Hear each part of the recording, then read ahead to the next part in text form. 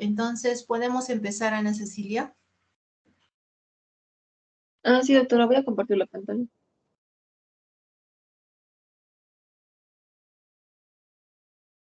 ¿Se visualiza? Sí, sí, Ana Cecilia.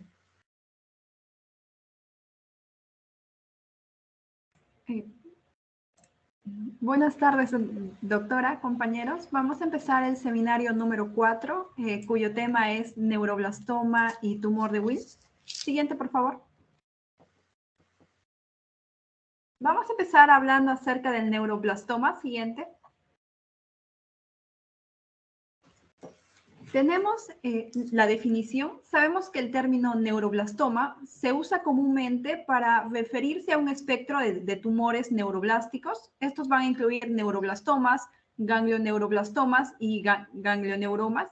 Estos van a surgir de células ganglionares simpáticas primitivas y las células neuroectodérmicas que van a componer los tumores neuroblásticos se van a originar en la cresta neural durante el crecimiento fetal y están destinadas a la médula suprarrenal y al sistema nervioso simpático. El neuroblastoma es el segundo tumor sólido más frecuente en la infancia después de los tumores del sistema nervioso central y se caracteriza por su heterogeneidad clínica y biológica. También sabemos que es el tumor sólido extracraneal más frecuente de la edad pediátrica, diagnosticándose en 90% de los casos en niños mayores de 5 años. Es una enfermedad compleja y heterogénea, donde diversos factores, tales como la edad del diagnóstico, el estadio, la localización del tumor primario y sus características histológicas y moleculares, van a determinar el pronóstico y van a condicionar su tratamiento.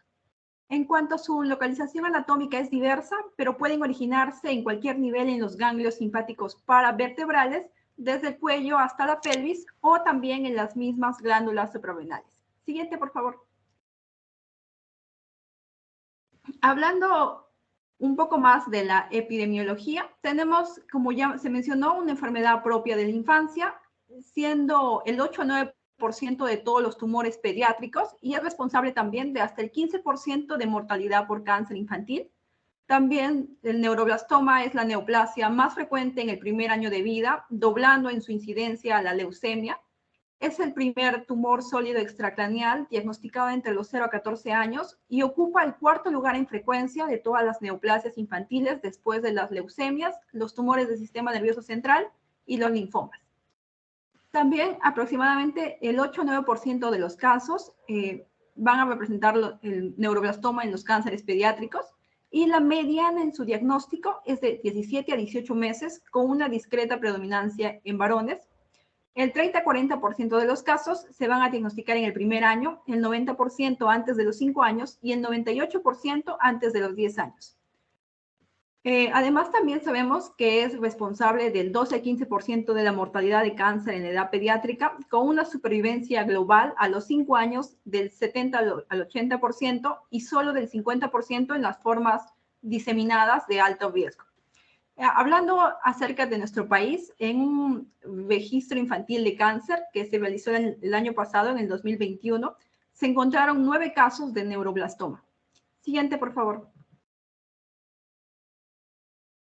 Hablando acerca de la etiología, poco se sabe aún acerca de su etiología, en general de los tumores del sistema nervioso simpático, pero la edad temprana de inicio nos sugiere que los eventos ambientales preconceptuales o gestacionales, por ejemplo, alguna exposición a medicamentos, hormonas, algún virus o alguna toxina, pueden desempeñar un papel importante en esta enfermedad.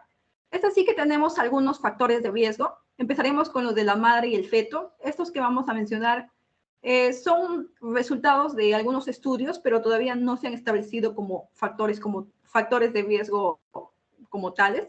En primer lugar, tenemos el consumo de opiáceos. Se encontró en estudios particularmente la codeína.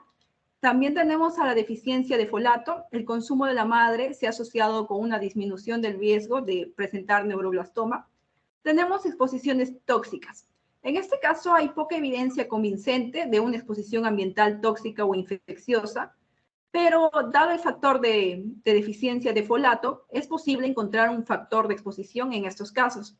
También tenemos anomalías congénitas importantes, una asociación y el posterior desarrollo de neuroblastoma. el tamaño para la edad gestacional. Hay una asociación entre pequeño o grande para la edad gestacional y un mayor riesgo de neuroblastoma. Y por último, en factores de la madre tenemos a la diabetes mellitus gestacional, que en algunos estudios se ha encontrado una correlación con la presencia de diabetes en la madre y el efecto fue mayor en aquellos niños diagnosticados antes de 1 año de edad. Siguiendo con algunos factores etiológicos, tenemos a los factores genéticos. En primer lugar, encontramos a los polimorfismos de un solo nucleótido en el dominio L y M en aproximadamente el 12% de los casos, y esta evidencia sugiere que estas variaciones genéticas juegan un papel causal en la tumorogénesis del neuroblastoma. También tenemos mutaciones en la línea germinal en el complejo succinato deshidrogenasa, la subunidad B específicamente, también la poliposis adenomatosa coli, la quinasa del linfoma anaplásico y el gen 2 de susceptibilidad de cáncer de mama, es decir, el BRCA2, en 1 de cada 100 pacientes con neuroblastoma. También se ha sugerido una mayor incidencia de neuroblastoma en niñas que presenten un síndrome de Turner. Y por último, en factores genéticos tenemos las mutaciones somáticas y de la línea germinal en el gen HOMBOX2B de tipo pareado, que se encuentran generalmente en neuroblastoma esporádico y familiar. En factores de riesgo también tenemos los casos de neuroblastoma familiar, aunque sabemos que la mayoría de los casos son esporádicos. Se ha encontrado que el 1 al 2% puede haber casos familiares hereditarios. Estos generalmente se dan en una edad más temprana que los casos esporádicos, aproximadamente de 9 a 17 meses, y una gran proporción tiene una enfermedad suprarrenal bilateral o multifocal. En la mayoría de estos casos se ha debido a mutaciones en la línea germinal en el receptor ALK tirosina quinasa, y esto parece heredarse en un patrón autosómico dominante con una penetrancia incompleta y un amplio espectro de comportamiento clínico. Siguiente, por favor. Hablando un poco más acerca de la fisiopatología, el neuroblastoma es un tumor embrionario que deriva de los precursores. Siguiente, por favor. Como ya se mencionó, es un tumor embrionario que va a derivar de los precursores simpático-adrenales de la cresta neural, y esto se debe a consecuencia de una desregulación en su proceso normal de diferenciación, maduración y apoptosis. También un complejo sistema de señales de transducción y de factores epigenéticos va a controlar el crecimiento normal de la cresta neural, de modo que la detención o desregulación de este proceso de maduración en cualquiera de sus fases podría inducir la transformación maligna de los neuroblastos. En esta figura podemos ver este proceso y vemos también los factores más importantes implicados en el desarrollo del neuroblastoma, siendo especialmente clave la acción de los oncogenes NMIC y ALK. Y gracias a esto es razonable pensar que cuando estas alteraciones se dan en un estadio precoz, los tumores son más indiferenciados y de peor pronóstico, y viceversa cuando se dan en una fase más tardía. También se cree que todos los neuroblastomas se originarían del mismo precursor de la cresta neural, pero debido a diferentes tipos de inestabilidad genómica, se producirían alteraciones diversas y tumores con diferente comportamiento clínico. En cuanto a los receptores de tropomiosina quinasa, tanto el A, el B y el C, tienen una elevada afinidad por el factor de crecimiento neural y otras neurotrofinas, y estas van a ser fundamentales para el crecimiento normal y el mantenimiento del sistema nervioso central y periférico. Y por último, la diferente expresión de estos receptores de tropomiosina quinasa, tanto A y B, en el neuroblastoma nos van a explicar en parte la gran heterogeneidad de esta enfermedad. Siguiente, por favor.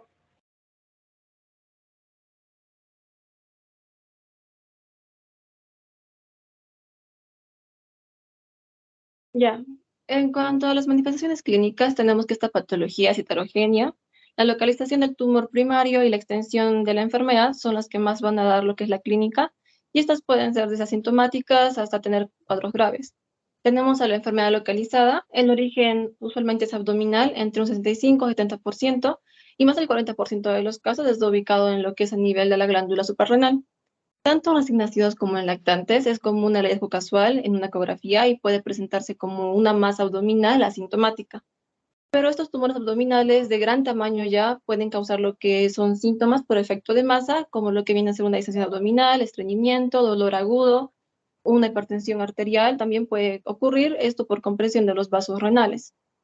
Otras localizaciones son los ganglios simpáticos, a nivel abdominal el 25%, a nivel torácico 15% y pélvico 5%. A nivel cervical también podemos encontrarlos aproximadamente en un 5%, y estos pueden debutar con lo que es el síndrome de Horner, que se va a ver posteriormente. Los neuroblastomas torácicos generalmente son un hallazgo casual en lo que es una radiografía torácica en pacientes que tienen una tos persistente, una dificultad respiratoria, y este tumor puede comprimir y desplazar las vías aéreas o el parénquima pulmonar y ocasionalmente producir lo que es un síndrome de vena cava superior. A nivel pélvico pueden causar lo que son síntomas compresivos como retención urinaria o estreñimiento, y cuando se originan a nivel de los ganglios paraespinales o paravertebrales, pueden presentar síntomas neurológicos debido a un síndrome de compresión medular, al extenderse pues ya a lo largo de raíces nerviosas y también a través del foramen neural, presentándose pues con lo que es dolor a espalda, debilidad muscular e incluso alteraciones sensitivas. Este es un artículo con respecto al neuroblastoma paravertebral con compresión medular, en el cual es un caso de una niña de 13 años que ingresó con debilidad aguda en miembros inferiores y retención urinaria. Al examen neurológico se le vio con paraparesia flácida y anestesia termodolorosa a nivel de la T8, y en el examen general se vio lo que son masas mamarias bilaterales. Se realizó lo que es una resonancia magnética espinal, mostrando lo que es una masa paraespinal derecha a nivel de T7 a T10, con una extensión a través de los foramenes neurales, haciendo lo que es una compresión de la médula. Se tomó una biopsia y se confirmó lo que es el diagnóstico de neuroblastoma y se derivó a lo que es oncología para poder administrar lo que es una quimioterapia combinada. En cuanto a las conclusiones, se vio que del 15 al 30% de las compresiones medulares malignas pediátricas se debieron a lo que es un neuroblastoma, y el manejo requiere un diagnóstico rápido y un tratamiento temprano para poder aliviar la compresión de la médula espinal, porque las manifestaciones neurológicas de menos de 4 semanas generalmente pueden tener una recuperación completa, pero un periodo más prolongado de síntomas sin tratamiento a menudo conducen a lo que son problemas duraderos o incluso irreversibles. Y las metástasis en mama pues son muy raras. Ok, la enfermedad metastásica, esto ocurre alrededor del 55% de los pacientes que van a presentar el diagnóstico de neuroblastoma, y más frecuente es en niños mayores de 1 año. La enfermedad se disemina tanto por vía linfática y por vía hematógena. La diseminación a nivel hematógeno se extiende con mayor frecuencia en los huesos, tanto huesos largos o de cráneo, y la médula ósea también puede ocurrir, también en la piel y en el hígado. En cuanto a la vía linfática, ocurre a nivel de lo que son ganglios linfáticos, tanto regionales y a distancia, y los neuroblastomas también pueden diseminarse en el parénquima pulmonar y cerebral, pero esto ocurre más que nada como manifestación de una enfermedad recidivante o en etapa terminal. Las metástasis óseas y de médula ósea causan lo que son dolor, irritabilidad más que nada en niños pequeños, inflamación o retraso de crecimiento y cojera, exoftalmos, equimosis periorbitaria, además de anemia y trombocitopenia. A nivel de hígado y piel son más frecuentes en lactantes menores de 18 meses de edad, y la afectación metastásica del hígado puede causar lo que es un compromiso respiratorio, y a nivel de la piel se presentan con nódulos subcutáneos azulados. Y tiene que ver más que nada con lo que es la enfermedad S4 o MS, que es una forma de presentación especial, parte de lo que es la estadificación de la enfermedad, que se da en menores de 18 meses, que va a presentar una metástasis limitada solamente a lo que es hígado, médula ósea y piel, con un tumor primario de pequeño tamaño, que de otra manera pues sería estadificado en L1 o L2, aunque se va a ver de manera más amplia posteriormente, y con tendencia a lo que es una regresión espontánea. A nivel de la piel, se ha descrito lo que son múltiples nódulos azulados subcutáneos que van a ser firmes al tacto y que no van a ser dolorosos, y estas lesiones tienen una respuesta distintiva al roce, que es que presentan lo que son palidez centrales y un halo circundante eritematoso que persiste entre 30 a 60 segundos, minutos. En cuanto a la infiltración hepática masiva, puede ser de rápida progresión y causar lo que es insuficiencia hepática, coagulopatía o distensión abdominal, o incluso dificultad respiratoria, insuficiencia renal, edema escrotal o edema a nivel de miembros inferiores.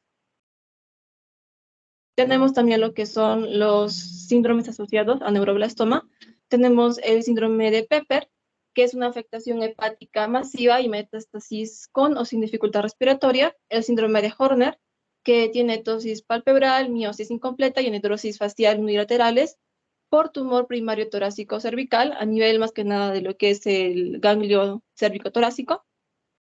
El síndrome de Hutchinson, que presenta con cojera e irritabilidad en niños pequeños por metástasis de médula ósea con proptosis y equimosis periauricular, más conocido como ojos de mapache. En cuanto al síndrome obstoclono-mioclonoataxia, presenta sacudidas mioclónicas, movimientos oculares en todas las direcciones, con ataxia cerebelosa y está asociado a lo que es un tumor diferenciado y biológicamente favorable, aunque con secuelas neuropsicológicas progresivas. El síndrome de Kerner-Morrison, que es una diarrea secretora indetectable, que es debido a lo que es una secreción de péptidos vasoactivos debido al tumor mismo. Y el síndrome del bebé Blueberry Muffin, que son múltiples nódulos, pápulas o máculas en la piel de color rojo violáceo en el recién nacido con una enfermedad metastásica.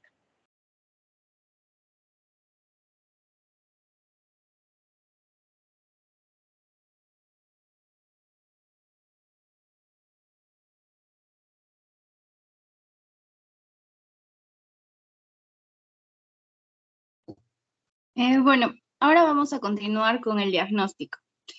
Cuando nosotros tenemos un paciente con sospecha de neuroblastoma, lo primero que debemos de hacerles es la historia clínica y el examen físico completos.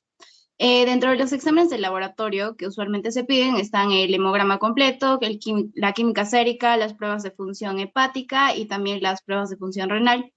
Y uno de los exámenes de mayor relevancia para el diagnóstico de neuroblastomas es el de catecolaminas en orina. Este básicamente se basa en que las células tumorales del neuroblastoma captan y metabolizan las catecolaminas y los productos de degradación de estas se pueden detectar en suero o también en orina. Los niveles del ácido homovanílico y del ácido vanilmandélico son bastante útiles para el diagnóstico y también para monitorear la actividad de la enfermedad a lo largo del tiempo. Siguiente, por favor. Ahora, en cuanto a los estudios por imagen, el primer estudio que se hace usualmente es la ecografía, debido a que esta es parte de la evaluación básica de un niño con una masa abdominal.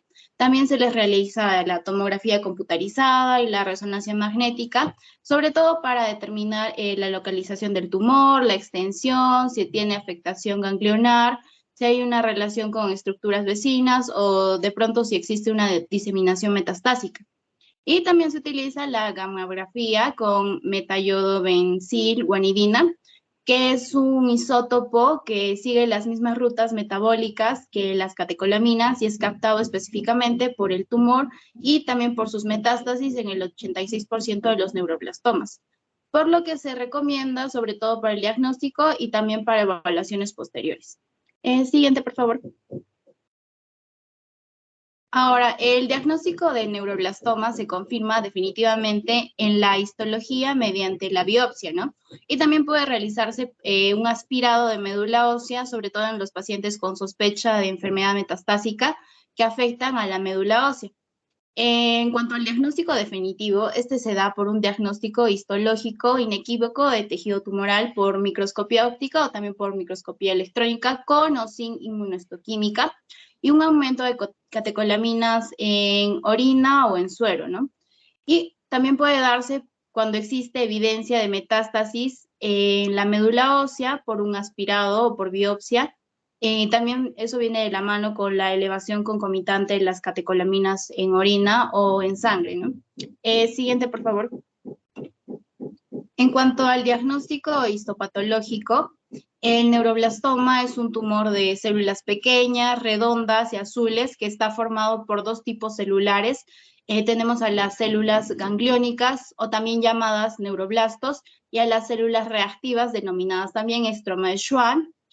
Cuando existe una disposición de los neuroblastomas alrededor de un centro de tinción eosinofílico, este se conoce como roseta de Homen-Wright, que es bastante característica del tumor, ¿no? Siguiente, por favor.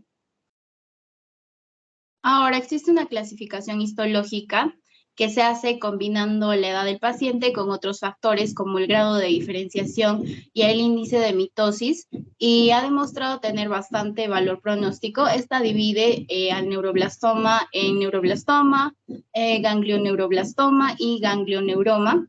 y este también tiene cada uno sus subtipos, ¿no? El neuroblastoma tiene 3 subtipos. El principal es el indiferenciado, también le sigue el pobremente diferenciado, y el último es denominado en diferenciación. El ganglioneuroblastoma se subdivide en entremezclado y nodular, y el ganglioneuroma en maduración y maduro. Siguiente, por favor. Continuando con el diagnóstico diferencial, cuando el tumor surge en una localización suprarrenal, se debe considerar como diagnóstico diferencial al tumor de Wilms y al hepatoblastoma. Cuando se tienen localizaciones torácicas o retroperitoneales, se debe considerar el linfoma y los tumores de células germinales, y cuando existe una afectación metastásica en la médula ósea, debe distinguirse del linfoma sobre todo. Ahora, como parte del artículo de esta parte de la exposición, yo escogí un artículo que tiene como título "El cribado de lactantes y mortalidad por neuroblastoma". En este, las principales conclusiones fueron que la detección de neuroblastoma en lactantes no parece reducir la mortalidad por esta enfermedad, debido a que los programas de cribado aumentan la incidencia sobre todo de neuroblastomas denominados favorables, mientras que fallan en reducir la incidencia de la enfermedad avanzada desfavorable, ¿no? Por lo que no disminuye la mortalidad. Dicho todo esto, finalmente se concluye que no se recomienda el cribado universal de lactantes para neuroblastoma con catecolaminas en orina. Siguiente, por favor.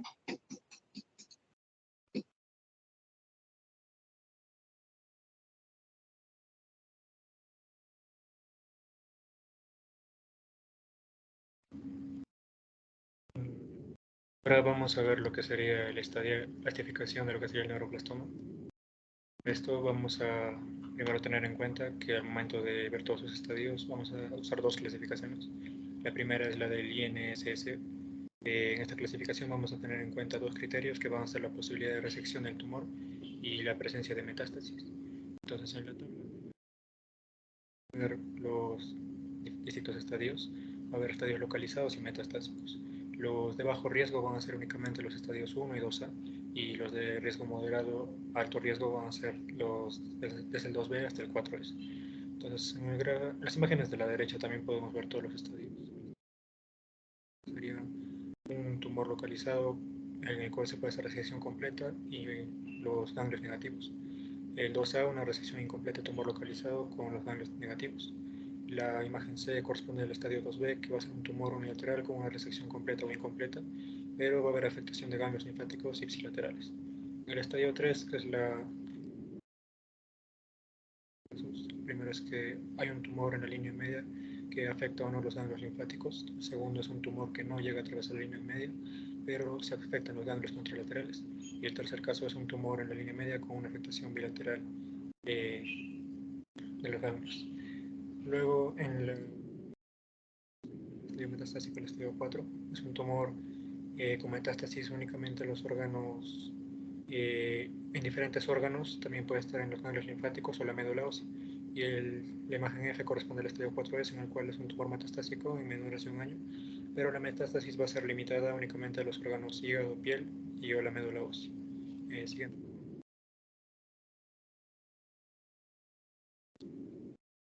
La clasificación que tenemos es la del INRGSS. En esta vamos a tomar en cuenta únicamente 2 estadios localizados y 2 metastásicos, además de algunos factores de riesgo del tumor que se evalúan mediante lo que son imágenes. También son denominados los IDRF. En la tabla que se muestra en la parte superior vamos a ver los estadios del tumor. Primero, en los estadios localizados tenemos el L1. Este va a corresponder a un tumor localizado en el cual no va a haber afectación de estructuras vitales, tampoco va a haber factores de riesgo definidos por imagen, por los IDRF. Va a estar confinado también únicamente a un único compartimento anatómico. El otro estadio localizado, L2, es un tumor locorregional con presencia de uno o más IDRFs. En cuanto a los estadios metastásicos, el M es un tumor con una metástasis a distancia, y el MS va a ser una metástasis en menores de 18 meses con la restricción de esta siendo únicamente a piel, hígado y o médula ósea. Entonces, y por ejemplo, si es que los diferentes compartimentos en los cuales se encuentra el tumor, como ejemplo vamos a tomar la localización del tórax. Para evaluar las características de factor de riesgo para los tumores en el tórax, tendríamos que evaluar las características que se ven en la tabla. En este caso sería un tumor que engloba la arteria y o grandes vasos, un tumor que comprime la tráquea y los bronquios principales, un tumor en mediastino inferior que puede llegar a infiltrar la unión costovertebral, y de esta manera vamos evaluando el tumor en las diferentes localizaciones.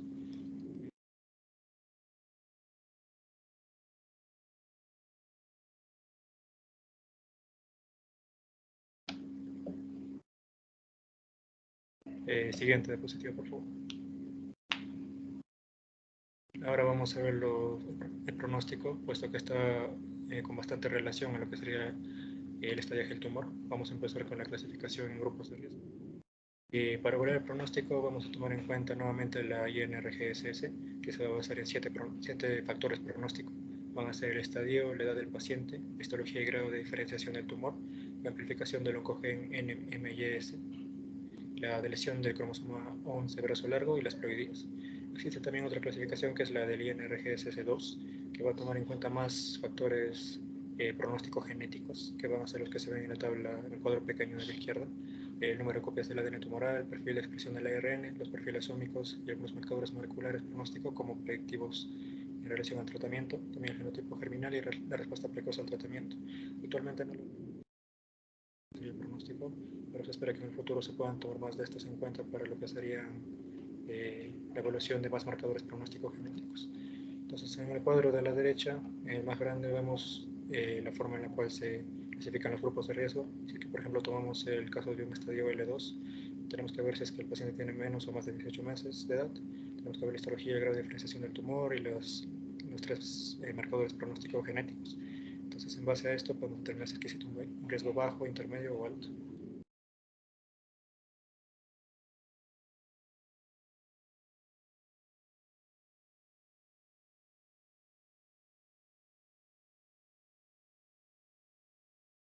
Siguiente diapositiva, por favor. Y finalmente tenemos esto, es que el pronóstico de estos pacientes con neuroblastoma básicamente se va a basar en 2 aspectos: el riesgo de recaídas y la tasa de mortalidad del paciente.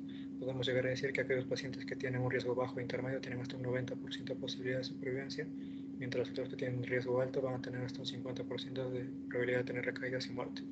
Estos, a medida que los pacientes presenten menos factores de riesgo de la INRGSS, pero no se sabe en qué medida o en qué va a reducir este riesgo. Entonces, en el otro cuadro de la derecha se ven diferentes sociedades que tienen sus propias formas de evaluar lo que sería el riesgo bajo, intermedio o alto, de acuerdo a los marcadores y factores que se mencionaron anteriormente en la anterior diapositiva. Siguiente diapositiva, por favor.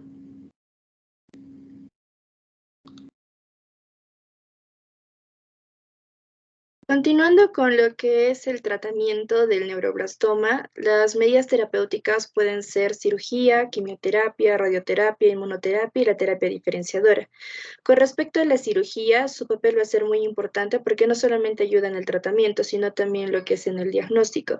Y en el caso de que el paciente presente lo que es recaídas, va a brindar información adicional sobre la biología del tumor. El abordaje quirúrgico va a depender siempre de lo que es la localización, la extensión y la resecabilidad del tumor. Con respecto a la quimioterapia, va a estar indicado en pacientes de riesgo intermedio o alto y va a constar de dosis de cisplatino, de ciclofosfamida, etoposide y doxirubicina por varios meses. Con respecto a la radioterapia, el neuroblastoma es un tumor radiosensible, pero va a tener una alta prevalencia de metástasis ósea, por lo que la radioterapia en sí no va a hacer la curación, pero sí está indicada en lo que es en el manejo de la enfermedad residual en tumores localizados, en el control de lo que es una enfermedad local, y en el caso de los pacientes que presenten las metástasis refractarias de alto riesgo o en fase terminal, ellos mayormente presentan lo que es demasiado dolor, entonces la radioterapia va a ayudar en su manejo. Y en emergencias, en lo que es la compresión medular o en la infiltración hepática masiva. Siguiente, por favor. Como el neuroblastoma va a depender tanto de lo que es el riesgo, pronóstico, edad y la biología tumoral, la estrategia no va a ser una sola, sino que va a presentar varias estrategias, y entre ellas lo que nos recomienda el grupo de neuroblastoma de la Sociedad Internacional de Oncología Pediátrica Europea, OSIOPEN, Lo divide el tratamiento dependiendo del riesgo del neuroblastoma, desde bajo riesgo, intermedio a alto riesgo. Con respecto del neuroblastoma de bajo riesgo, lo consideran que puede ser únicamente, necesita lo que es la observación, ya que tiende a lo que es una regresión espontánea, como en la mayoría de neuroblastomas neonatales que se presentan con lo que son masas adrenales. Y en el caso de la cirugía va a ser únicamente de elección en aquellos tumores localizados, resecables o que biológicamente puede ser favorable. La quimioterapia va, en este caso de neuroblastoma de bajo riesgo, solamente va a darse cuando haya una amenaza a la vida, cuando presenten alguna compresión medular, diestrés respiratorio o la infiltración hepática masiva. Con respecto a lo que es el neuroblastoma de riesgo intermedio, ya acá va a entrar lo que son los pacientes mayores de 18 meses en estadio INRG L2 y menores de 12 meses en estadios M. Y la cirugía va a constar en lo que es la resección del tumor primario y lo que es después de 4 a 6 ciclos de quimioterapia para que la quimioterapia ayude a la disminución del tumor. Con respecto al neuroblastoma ya de riesgo alto, es necesario el tratamiento multimodal intensivo que incluye quimioterapia, cirugía, radioterapia, inmunoterapia y terapia diferenciadora con el ácido 13 cisterretinoico. En estos pacientes, el tratamiento se va a dividir en 3 fases, en lo que es la inducción, la consolidación y el mantenimiento. Con respecto a la inducción, va a ser el uso de la quimioterapia para poder reducir el tumor y luego se procede a lo que es la cirugía. Con respecto a la quimioterapia, se sigue el régimen recomendado, el Rapid COGEC, que consta de lo que es vincristina, carboplatino, etoposide, cisplatina y ciclofosfamida por un periodo de 3 a 4 meses para poder evitar la resistencia farmacológica y si hay una respuesta adecuada, se procede a la extirpación del tumor. Con respecto a la consolidación, acá se constituye lo que es el trasplante autólogo y la quimioterapia. Y la quimioterapia debe ser mieloablativa, con uso de bisulfa y melfalfán, seguido de un trasplante autólogo y radioterapia local. Y con respecto a la fase de mantenimiento, acá se utiliza lo que es la inmunoterapia y el ácido 13 cisterretinoico, que son los últimos que están en investigación, que sobre todo este ácido va a inducir la diferenciación de las células tumorales residuales y la inmunoterapia con el anticuerpo monoclonal anti-GD2, que es el dinutuximab. Y con respecto a las enfermedades refractarias o en caso de recaídas, en este caso ya no hay lo que es un tratamiento óptimo porque es muy difícil llegar a una curación. Aquí se utiliza lo que es la quimioterapia de rescate, donde se debe combinar varios fármacos en lo que es la temozolomida, el irinotecan y lo que es la bevacizumab, que eso comprende lo que es el Beacon, y el otro que es el TVD, que está constituido por el topotecan, el tomozolomida o el ciclofosfamida, la vincristina en lo que es en perfusión continua, y otros fármacos dirigidos en investigación que son inhibidores de genes que podrían también ayudar al tratamiento del neuroblastoma. Y entre los efectos secundarios a largo plazo está lo que es la ototoxicidad, cardiotoxicidad, osteoporosis, complicaciones endocrinas, en el caso de niños, lo que es talla baja, hipotiroidismo, diarreas crónicas, hiperplasia nodular focal hepática e incluso presentar segundos tumores como lo que es cáncer de tiroides, renal, de partes blandas y leucemia aguda. También se vio lo que es la infertilidad y complicaciones neurológicas como lo que es la compresión medular, que puede llevar ya a secuelas neuromusculares. Siguiente, por favor.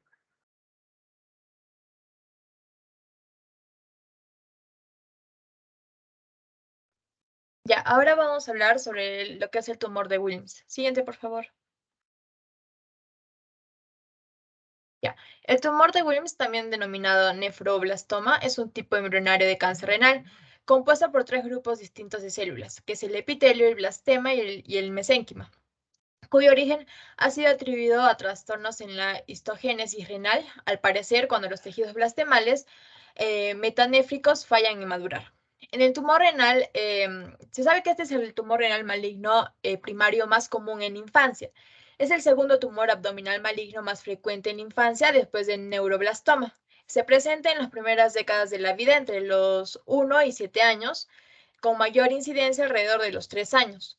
También se puede diagnosticar en adolescentes o adultos, pero esto es extremadamente raro y representa menos del 1% de todos los tumores renales. El tumor generalmente surge en un solo riñón. Los tumores sincrónicos bilaterales o multifocales ocurren con menor frecuencia y tienden a presentarse a una edad más temprana. La metástasis se localiza más a menudo en lo que es el pulmón, los ganglios linfáticos regionales y el hígado. Siguiente, por favor. En lo que concierne a la epidemiología, el tumor de Wilms supone el 6% de los cánceres pediátricos y más del 95% de los tumores renales en los niños. Se ha visto que en Estados Unidos la incidencia anual del tumor de Wilms es de aproximadamente 7 casos por millón de niños menores de 15 años y cada año se diagnostican alrededor de 650 casos nuevos. Aproximadamente el 75% son niños menores de 5 años, con una incidencia máxima a la edad de 2 a 3 años. Puede afectar a uno o a los dos riñones. La incidencia de tumor de Wilms bilateral es del 7%. Se sabe que la relación hombre-mujer es de 0.92 a 1 en la enfermedad unilateral y de 0.6 a 1 en la afectación bilateral. La mayoría de los casos son esporádicos, pero aproximadamente el 2% de los pacientes tienen un antecedente familiar. En el 8 al 10% de los pacientes, el tumor de Wilms está presente en el contexto de hemihipertrofia, en aniridia, anomalías genitourinarias y una variedad de síndromes infrecuentes, como es el síndrome de Beckwith-Whitman y el síndrome de Dennis-Drush. En los casos sindrómicos y familiares, se observa por lo general una edad más temprana en el momento del diagnóstico y una incidencia más alta de enfermedad bilateral. En el caso de nuestro país, según datos del INEM, en un estudio durante los años 2010 al 2012 se encontró de 60.710 casos nuevos de cáncer, 1.048 casos fueron de la edad pediátrica, siendo 1.72%. Con respecto a las neoplasias malignas más frecuentes en la niñez, sigue siendo la leucemia con el que tiene mayor frecuencia, seguida del tumor del síndrome del sistema nervioso central, linfomas, sarcomas de tejido blanco y los tumores renales ocupan el quinto lugar, correspondiendo a un 4.38%. De estos 46 casos con tumor renal, el nefroblastoma fue 44 casos, siendo un 95.65%, con la mayoría de casos estaba en el grupo etario de 1 a 4 años, que corresponde a 35 pacientes. Siguiente, por favor. Ya. Se cree que el tumor de Wilms deriva del mesénquima renal incompletamente diferenciado y que los tumores están formados habitualmente por células parecidas a las células indiferenciadas y parcialmente diferenciadas del mesénquima renal. Se observan focos de mesénquima y diferenciados benignos, que son los restos nefrógenos, en el 1% de los niños en la población general y en el 90% de los niños con antecedente familiar de tumor de Wilms, o con tumores bilaterales o con signos de síndromes relacionados con el tumor. Los restos nefrógenos desaparecen o se diferencian habitualmente, pero los que persisten pueden malignizarse. Entonces, el primer gen relacionado con el tumor de Wilms identificado fue el WT1. Está mutado de forma homocigota en el 10 y 15% de los tumores. La mayoría de las mutaciones WT1 son somáticas, aunque también pueden ser germinales. Las mutaciones de truncamiento de línea germinal están frecuentemente asociadas a lo que es el tumor de Wilms en el contexto de anomalías genitourinarias o síndrome WAGR, que va a consistir en un tumor de Wilms, aniridia, anomalías genitourinarias y retraso mental. También las mutaciones de aminoácidos de línea germinal se observan habitualmente en niños con síndrome de Dennis-Drush y produce insuficiencia renal de inicio temprano. También sabemos que la vía de señalización WNT desempeña un papel crucial en lo que es la regulación de la diferenciación del riñón fetal. Entonces, tenemos el gen CTNNB1, que va a codificar la beta-catenina, que actúa como punto regulador principal en esta vía de señalización. Y las mutaciones en este gen se observan en aproximadamente un 15% de los tumores de Wilms, a menudo en aquellos que presentan mutaciones en WT1. También el WTX es un gen localizado en el cromosoma X que codifica una proteína que también interviene en lo que es la regulación de la vía WNT. está mutado en el 20% de los tumores. Entonces, las mutaciones CTNNB1 y WTX son somáticas. De acuerdo con... Siguiente, por favor. De acuerdo con la etiología del tumor de Wilms, que se basa en un desarrollo renal aberrante, se ha observado que los genes que regulan la proliferación y diferenciación en el riñón de los progenitores se encuentran mutados en los tumores. Una clase de genes codifica proteínas esenciales para la biosíntesis de microARN maduro y están mutados en una quinta o una tercera parte de los tumores de Wilms. Las mutaciones de aminoácidos DROSHA se producen en aproximadamente el 10% de los tumores. Estos son invariablemente heterocigotos. Además, en el tumor de Wilms se observa mutaciones de los genes que codifican otros componentes de la vía de biosíntesis de microARN, como el DICER. Entonces, las mutaciones DICER1 suelen ser mutaciones de aminoácidos y pueden ser somáticas o de línea germinal. Las mutaciones de la línea germinal DICER1 se observan aunque con poca frecuencia en lo que son las familias de tumores de Wilms y con mayor frecuencia en las familias con blastoma pleuropulmonar. También las mutaciones somáticas en MYSN SIX1 y SIX2 se observan en aproximadamente el 10% de los tumores, con un incremento adicional de alrededor del 15% en lo que son los tumores que muestran el número de copias de MYSN. Siguiente, por favor.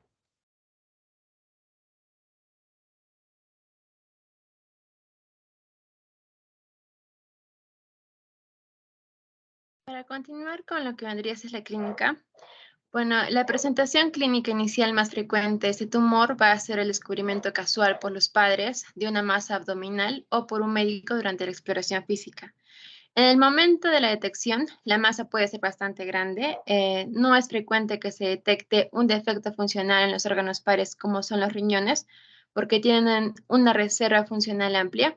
Además de que se puede observar hipertensión en el 25% de los tumores en el momento de la presentación, y esto se atribuye al aumento de la actividad de la renina. Otros hallazgos son el dolor abdominal, puede existir lo que es la hematuria macroscópica indolora, fiebre, y a veces se produce un rápido aumento del volumen abdominal y anemia como consecuencia de una hemorragia en el parénquima renal o en la pelvis.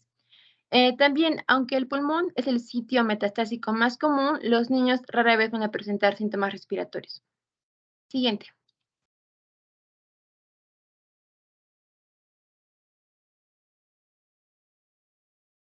En cuanto al examen físico, esta nos va a revelar una masa firme, no dolorosa y lisa que está ubicada excéntricamente y rara vez va a cruzar la línea media. Por lo que una vez que nosotros sospechemos de este tumor, se deben realizar exámenes abdominales posteriores con cuidado porque la palpación vigorosa puede romper la cápsula renal, lo que nos provocaría un derrame del tumor y esto aumentaría su estadio y la necesidad de una terapia más intensiva. En estas imágenes podemos ver cómo es que el tumor va a ocupar tanto a nivel de la médula como la cápsula, la periferia del riñón. Y en las imágenes podemos ver de que esta masa abdominal tiene una predominancia en un lado más que el otro. Siguiente, por favor.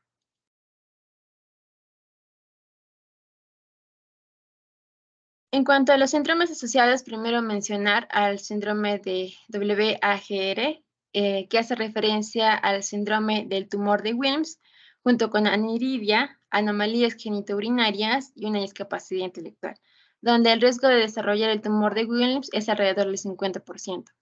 Por otro lado, tenemos el síndrome de Dennis-Trash, que cumple con una triada de enfermedad renal progresiva, pseudohermafroditismo masculino y tumor de Wilms, donde casi todos los pacientes con un 90% van a desarrollar el tumor de Wilms. Luego tenemos el síndrome de Beck-Whiteman, donde los pacientes tienen una probabilidad de alrededor del 5 al 10% de desarrollar el tumor de Wilms, donde las principales características clínicas incluyen macrosomía, macroglosia, onfalocele, ojos prominentes, etc. Siguiente, por favor. Bueno, para el diagnóstico, la ecografía abdominal va a ser el estudio inicial que nosotros vamos a realizar ante una masa abdominal. En la ecografía vamos a detectar una hidronefrosis y una enfermedad renal multiquística que también se pueden presentar como masas abdominales o en forma de hinchazón.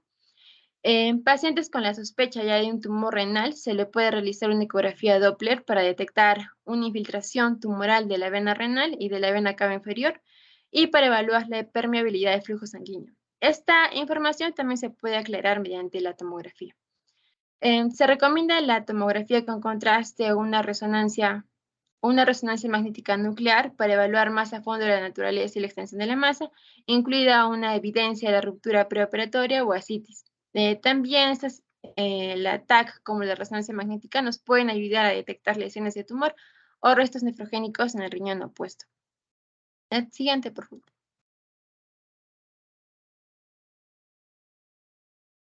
Bueno, en estas imágenes podemos evidenciar tanto como una ecografía como una TAC la gran masa que genera en el riñón, ¿no? Que va ocupando toda la cavidad abdominal. Siguiente, por favor.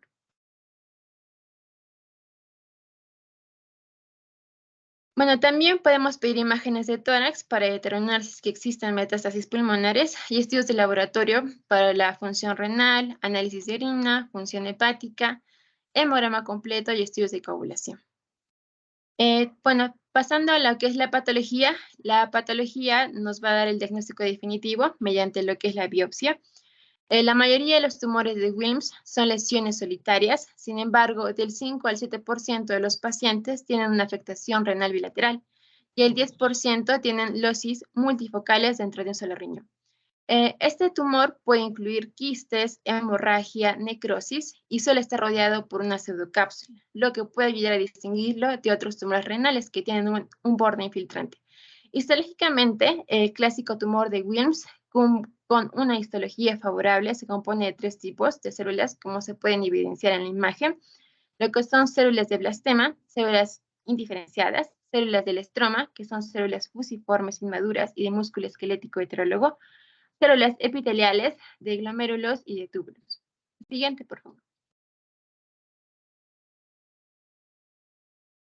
Bueno, este es un artículo que para complementar lo que es el diagnóstico, que se llama la detección e identificación de marcadores proteicos específicos no inflamatorios en tejidos tumorales de Wilms, cuyo objetivo va a ser identificar marcadores proteicos específicos en ese tumor, por lo que se realiza una comparación proteómica del tumor de Wilms con tejidos renales normales y sueros de controles del síndrome de respuesta inflamatoria sistémica. Se identifica una proteína específica del tumor de Wilms, donde la proteína diana se purificó mediante la electroforesis y se identificó como profilina 1. Su expresión se validó mediante el PCR y el ELISA. Estos datos identifican a la profilina 1 como un marcador proteico potencial para el tumor de Wilms. Esta profilina 1 está relacionada con la aparición y el desarrollo de enfermedades cardiovasculares, incluida hipertensión, y también ha sido considerada como un biomarcador potencial para varios tipos de cáncer, como el cáncer de vejiga. Por lo que estos hallazgos indican que la profilina 1 puede tener funciones importantes en la aparición y desarrollo del tumor de Wilms o afectar su aparición y desarrollo. Y junto con otras modalidades de diagnóstico, como imágenes y la clínica, la profilina 1 puede ayudar al diagnóstico temprano del tumor de Wilms. Siguiente, por favor.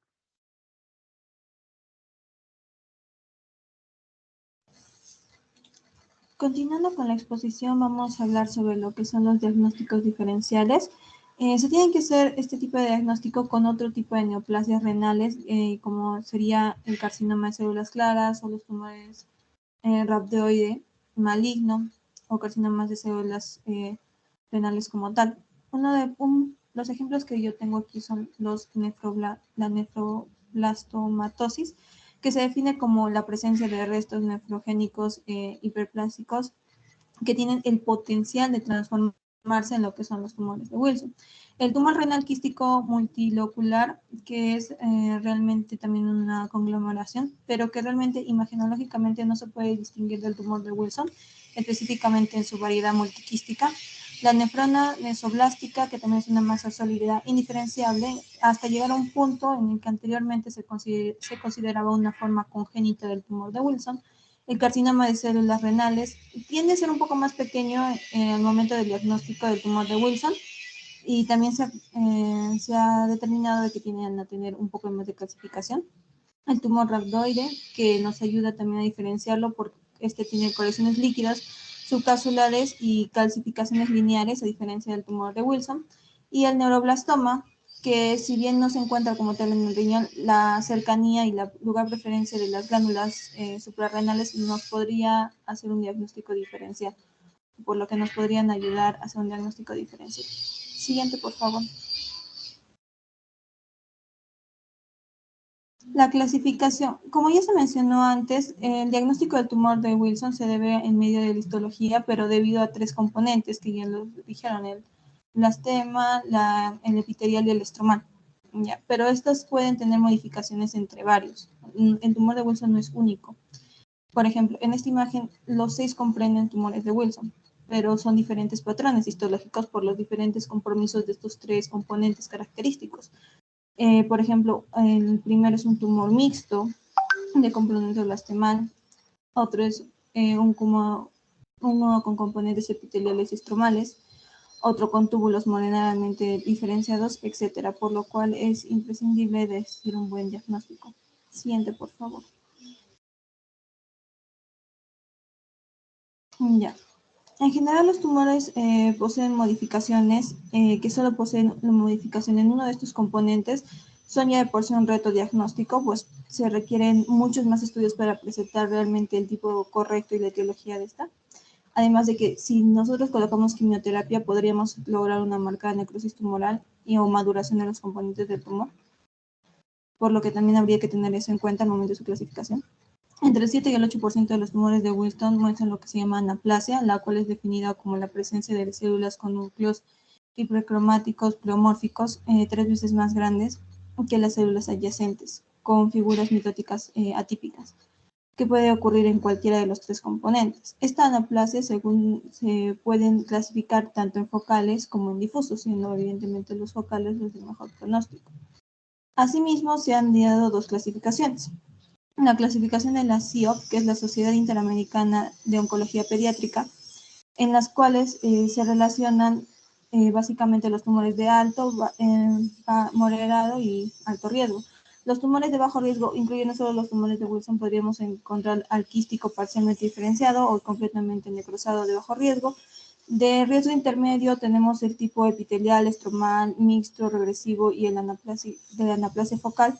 Y de alto riesgo ya tenemos el tipo blastematoso, la anaplasia difusa, células claras del tumor y el tumor refractario del riñón. Pero también hay el grupo oncológico de pediatría, también los ha clasificado solo como anaplásicos y no anaplásicos. Y también últimamente se ha estado tratando de hacer una nueva clasificación que se basaría solo en los cambios producidos en la postquimioterapia. Siguiente, por favor.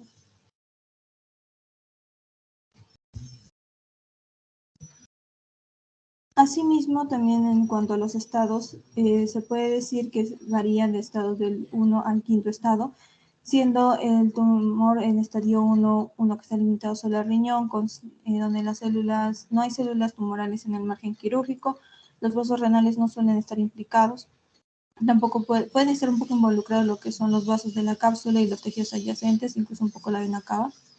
En el estadio 2 ya se extiende por fuera del riñón, generalmente tiene que estar totalmente resecado. Se puede tener todavía algún compromiso de la cápsula y tejidos adyacentes y la vena cava. El estadio 3 ya se llama cuando es la resección incompleta, donde ya hay afectación de ganglios linfáticos, los intraabdominales, puede haber una rotura del tumor, ya hay afección de lo que es el peritomeo, puede haber un trombo tumoral. En el estadio 5 ya hay una afectación de los ganglios extraabdominales. Y en el estadio 5 ya estaríamos hablando de un tumor renal bilateral, en el cual cada riñón tiene que ser evaluado individualmente. Siguiente, por favor.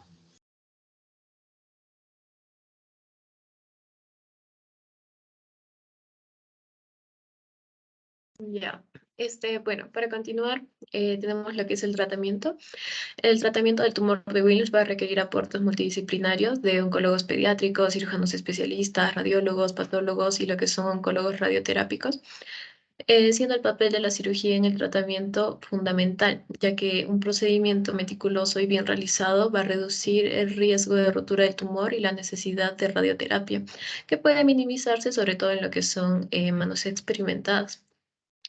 Por lo tanto, los niños con sospecha de tumor renal deben ser tratados en centros especializados que tengan experiencia en el manejo de más de un caso de tumor de Wilms por año. Lo que es este tratamiento lo he sacado de lo que es ese artículo que se ve en la parte superior derecha, que nos habla sobre la biología, el diagnóstico y el tratamiento. Y basándonos en lo que es el tratamiento, nos habla sobre dos grupos, lo que es la Sociedad Internacional de Oncología Pediátrica y el Grupo Norteamericano de Oncología Pediátrica a través de lo que es el National Will Tumors Study, en la que se han realizado ensayos clínicos aleatorios para establecer las combinaciones de tratamiento más eficientes para estos niños, siendo los objetivos principales maximizar la curación y minimizar la toxicidad. La quimioterapia preoperatoria se ha incluido en el tratamiento de niños con tumor de Wilms y va a constar de agentes de doble quimioterapia, como lo vemos en el cuadro, de lo que son vincristina y dactinomicina en niños con tumores localizados y doxorubicina adicional en aquellos que van a presentar metástasis. No obstante, ambos grupos coinciden en que grupos específicos de pacientes van a parecer beneficiarse de la quimioterapia preoperatoria. Dentro de estos vamos a tener a pacientes con tumores extensos e inoperables al momento de la presentación, niños con enfermedad sincrónica en ambos riñones y aquellos con afectación expansiva de la vena cava inferior o la aurícula derecha.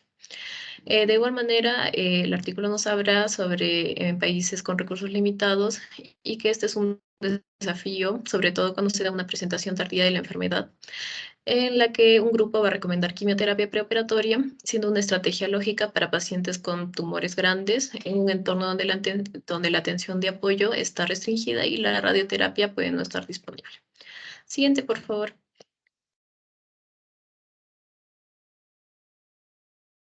En cuanto a lo que es la cirugía, como mencioné, va a mantener un papel importante en el tratamiento del tumor de Wilms, a pesar de que la mejoría en la evolución durante el último siglo más que nada se va a atribuir a lo que es la quimioterapia. La extirpación cuidadosa del tumor sin ruptura o derrame va a ser imperativa porque estos pacientes van a tener riesgo 6 veces mayor de recidiva abdominal local y por lo tanto un procedimiento tan preciso y bien realizado va a permitir evitar la necesidad de irradiación posoperatoria. Dentro de estos tenemos lo que es la nefrectomía radical transperitoneal, que va a asegurar una exploración completa de la cavidad abdominal y va a ser el procedimiento quirúrgico preferido para el tumor de Wilms unilateral. Además, algunos aspectos quirúrgicos importantes van a ser la manipulación cuidadosa para evitar roturas renales intraoperatorias, intentar ligar los vasos renales antes de la manipulación del tumor para evitar lo que es una diseminación hematógena y ligar el uréter lo más distal posible.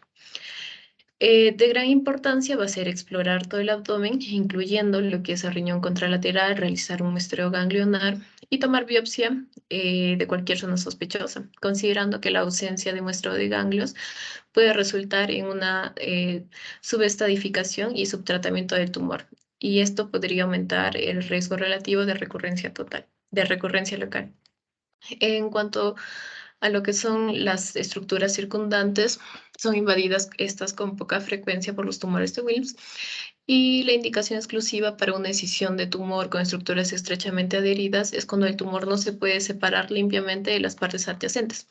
Por ejemplo, se recomienda la nefrectomía parcial o escisión en cuña del tumor para los casos adecuados de niños con enfermedad sincrónica en ambos riñones, que representan más o menos el 5% de todos los pacientes con tumor de Wilms, y para aquellos con síndromes que predisponen a una insuficiencia renal tardía, tal como lo mencionaron, lo que es el síndrome de Dennis-Rush. Estas técnicas no deben considerarse como un abordaje estándar para el tumor de Wilms unilateral debido al mayor riesgo de márgenes quirúrgicos positivos y recurrencia del tumor local. Siguiente, por favor.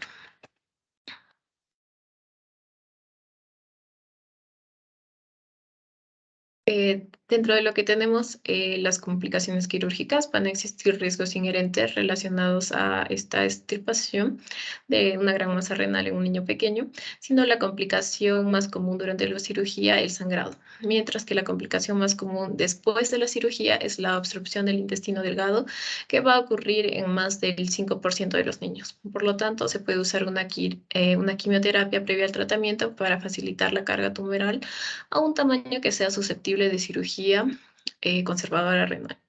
Siguiente, por favor.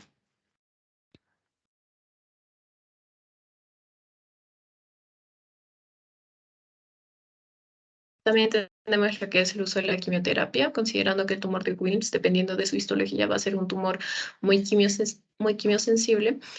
La base del tratamiento farmacológico es la combinación de vincristina, actinomicina D para pacientes de bajo riesgo y riesgo intermedio, y ciclofosfamida, adriamicina, etopósido y carboplatino para los pacientes de alto riesgo. Los protocolos, el tratamiento prequirúrgico se va a establecer en 2 niveles. Los pacientes con enfermedad localizada van a recibir 4 semanas de tratamiento con vincristina y actinomicina D. Y los pacientes con metástasis al diagnóstico van a recibir quimioterapia durante 6 semanas con la combinación de vincristina, actinomicina D y adriamicina. El objetivo, más que nada, es reducir las complicaciones operatorias y evaluar la sensibilidad del tumor a la quimioterapia. El plan de quimioterapia adyuvante está determinado en los protocolos por el riesgo histológico de la pieza de nefrectomía y por el estadiaje postquirúrgico. Siguiente, por favor. También tenemos lo que es la radioterapia, de igual manera un tumor que va a ser muy radiosensible. No obstante, en muchos pacientes la combinación de quimioterapia y cirugía va a ser suficiente para garantizar lo que es la curación. En un grupo seleccionado de pacientes, la radioterapia sigue teniendo un papel fundamental para mejorar los resultados del tratamiento y aumentar la supervivencia. Las indicaciones actuales de irradiación van a ser la irradiación del flanco afecto en pacientes en estadio 3 y de riesgo histológico intermedio.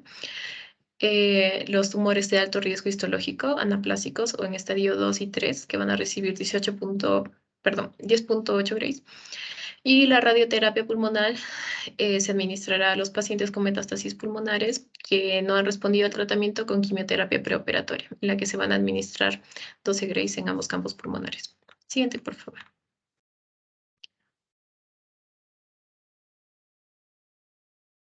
Tenemos lo que son los efectos a largo plazo del tratamiento, en la que durante las últimas décadas el tratamiento del tumor de Wilms ha experimentado una mejora incremental en las tasas de supervivencia, a pesar de una tendencia general a la reducción de terapia para la mayoría, en la que los supervivientes a largo plazo del tumor tienen un mayor riesgo de morbilidad y mortalidad relacionada sobre todo con lo que es el tratamiento. Las complicaciones más frecuentes son la cardiotoxicidad de un 4.4%, los problemas musculoesqueléticos un 3% y un desarrollo de neoplasias secundarias. La radioterapia puede tener también lo que es un efecto en el crecimiento y desarrollo de los tejidos. Estos efectos secundarios dependían de la dosis total de radiación, la edad en el momento del tratamiento, el fraccionamiento y el campo. Las dosis que actualmente se van a recomendar no deberían causar secuelas significativas. Sin embargo, van a existir peligros potenciales a largo plazo de la radioterapia para los pulmones, es decir, una fibrosis pulmonar. Siguiente, por favor.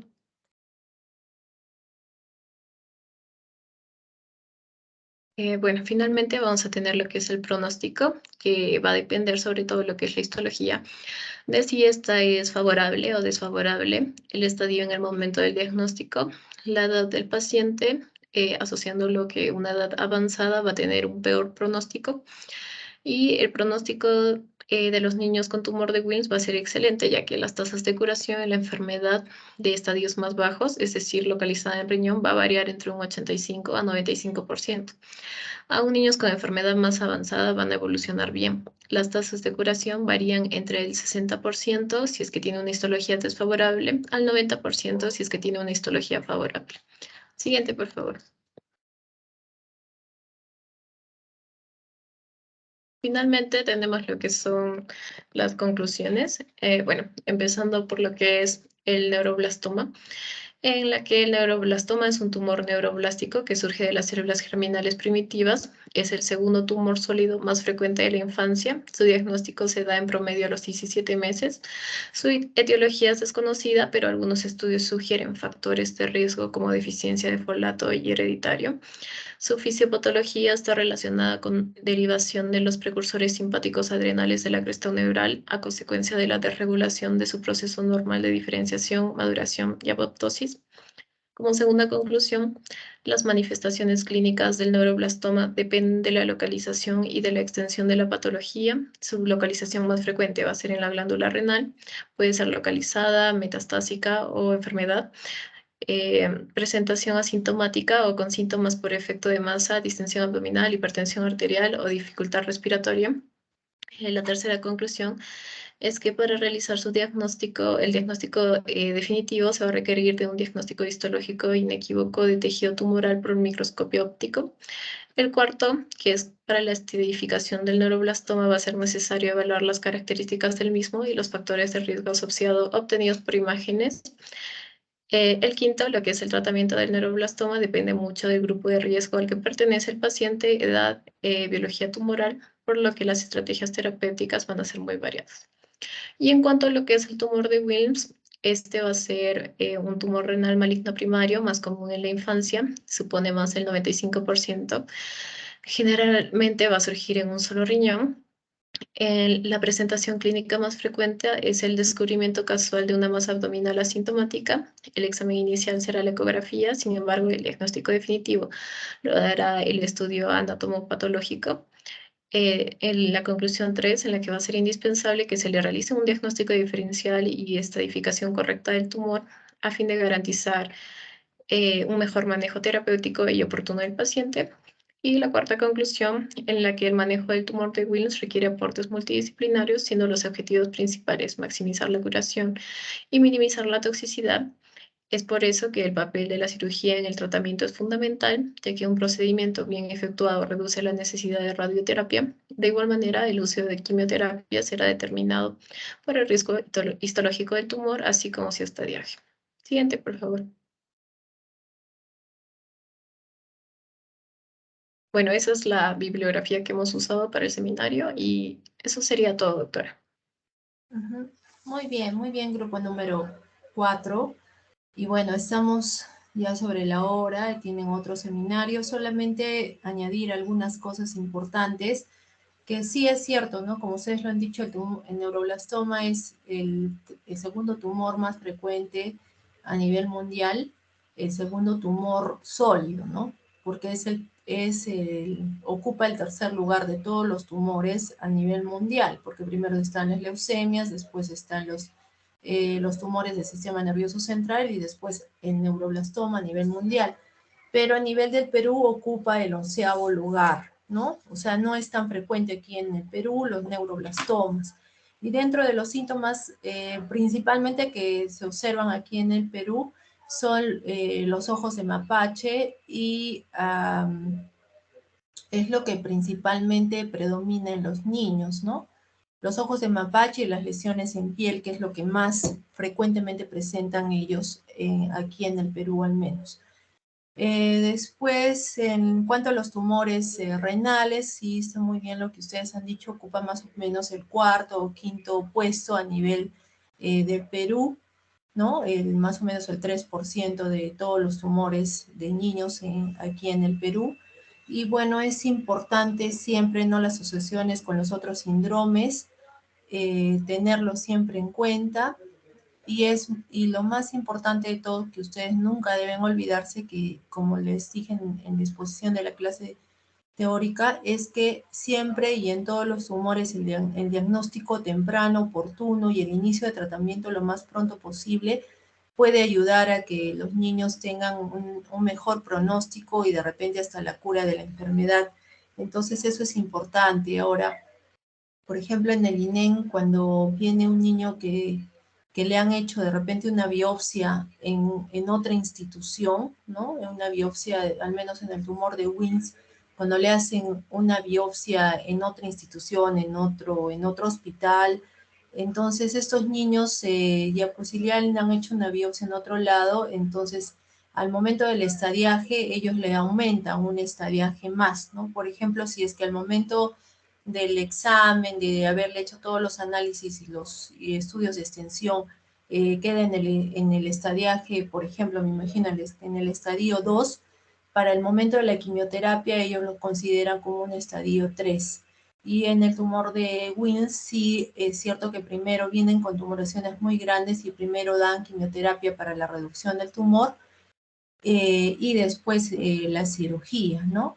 Y dentro de los síntomas principales que vienen con los cuales vienen los niños es la hematuria, ¿no? La hematuria en los niños es lo que más les alarma a las mamás, casi las tumoraciones, ellos no los palpan, entonces nosotros como médicos siempre debemos estar palpando, ¿no? El abdomen porque Los linfomas también muchas veces debutan, ¿no? Con tumoración en abdominal. Entonces es muy importante que nosotros estemos examinando siempre el abdomen, palpando el abdomen, sobre todo para ver si es que palpamos alguna tumoración y hacer el diagnóstico temprano, hacer la derivación temprana para hacer el diagnóstico temprano y un tratamiento oportuno.